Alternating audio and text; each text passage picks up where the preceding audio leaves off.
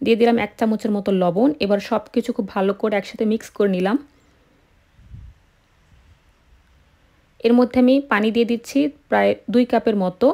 পানির পরিমাণটা একটু বেশি নিয়েছি কারণ খুব ভালো করে এটাকে আমি কষিয়ে নিব, না হলে কিন্তু হলুদ বা মরিচের যে একটা কাঁচা গন্ধ আছে সেটা কিন্তু থেকে যায় অনেক সময়। তো রান্নার অসাবধানতা বা অবহেলার কারণে এই জিনিসটা কিন্তু শুটকি রান্নায় থেকে যায় অনেকের, আর খেতে কিন্তু একেবারেই ভালো লাগে না। একটু সময় নিয়ে মশলাটাকে পানি দিয়ে খুব ভালো করে কষিয়ে নিলে খুবই ভালো হয়। এই রান্নায় আমি কোনো রকম গরম মশলা ব্যবহার করছি না। আপনারা যারা আদা রসুন বাটা খেতে পছন্দ করেন শুটকিতে, সেক্ষেত্রে 1 চামচ 1 চামচ করে ব্যবহার করে নিতে পারেন। কিন্তু আমি পার্সোনালি এটা রেকমেন্ড করব না। কারণ আমার কাছে মনে হয় শুটকি মাছ, ইলিশ মাছ এই জিনিসগুলোতে আদা রসুন বাটা অ্যাড করলে এগুলোর যে ফ্লেভার আছে সেটা কিন্তু হারিয়ে যায়। তাই আমি কখনোই শুটকিতে এগুলো রেকমেন্ড করি না। তো যাই হোক, মশলাটা কিন্তু খুবই ভালো মতো কষানো হয়ে গেছে। দেখলেই বুঝতে পারছেন। এই পর্যায়ে আমি এর মধ্যে শুটকিগুলো দিয়ে দিলাম। এবার মশলার সাথে শুটকি 2 থেকে 3 মিনিট একটু নেড়েচেড়ে আলতো করে কষিয়ে নিব। এরপর এর মধ্যে আমি পানি ব্যবহার করব শুটকিটাকে সফট করার জন্য আর রান্নাটা কমপ্লিট করার জন্য।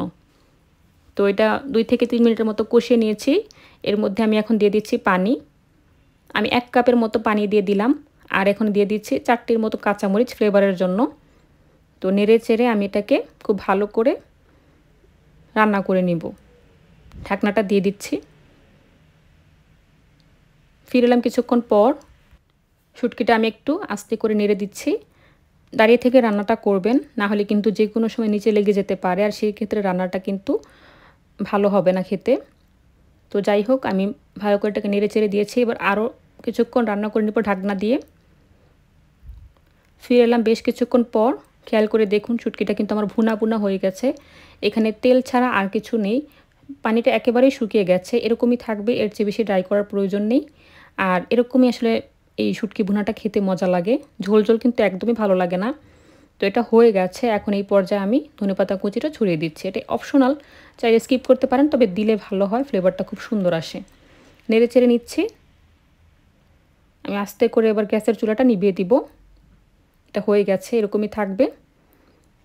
শুটকি ভুনাটাকে আমি আবার একটা প্লেটের মধ্যে সার্ভ করে দেখাচ্ছি কীরকম হয়েছে। খুবই সহজ এই রান্নাটি।